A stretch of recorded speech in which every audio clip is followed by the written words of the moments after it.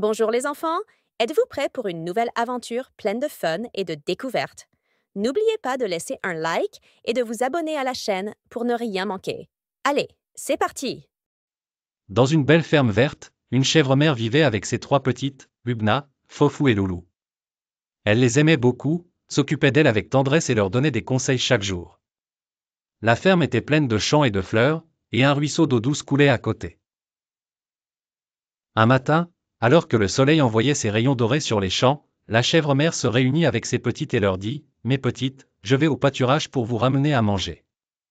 Mais souvenez-vous, n'ouvrez la porte à personne, surtout pas au loup rusé. » Les petites hochèrent la tête en disant : « Ne t'inquiète pas, maman, nous resterons à l'intérieur et nous serons prudentes. » La chèvre mère rit et les embrassa avant de partir.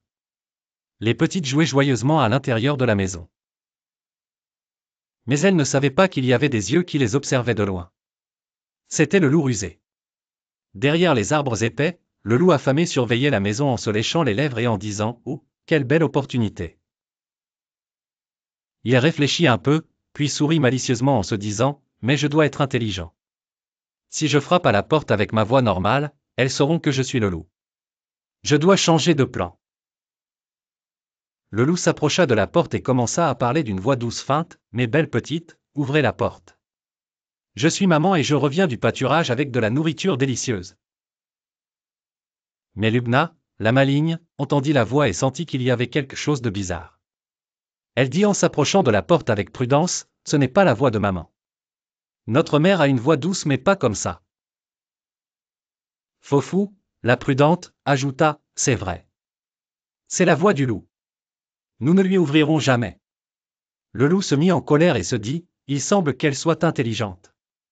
Je dois les tromper d'une autre manière. » Il alla à la rivière et but de l'eau froide jusqu'à ce que sa voix devienne plus douce, puis il revint à la maison et frappa à la porte à nouveau en disant d'une voix plus douce : « C'est maman, mes petites, ouvrez la porte. » Mais Loulou, la courageuse, ne le crut pas et dit : « Attends.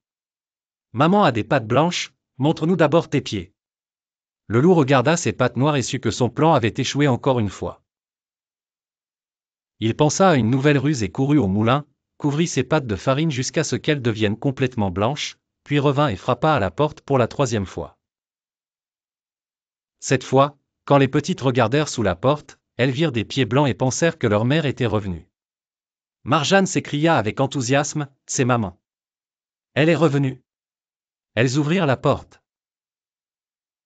Et soudain, le loup maléfique entra en riant à haute voix. « Ah ! Vous êtes tombés dans le piège !» Les petites crièrent et s'enfuirent dans toutes les directions. Lubna courut sous le lit, Fofou se cacha dans le placard, tandis que Loulou sauta dans le vieux four. Le loup chercha partout, mais il ne les trouva pas facilement. Il dit en cherchant : « Je sais que vous êtes ici. Vous ne pourrez pas vous cacher longtemps. » Mais il était très fatigué de courir, alors il décida de s'asseoir un peu et d'attendre qu'elle sorte.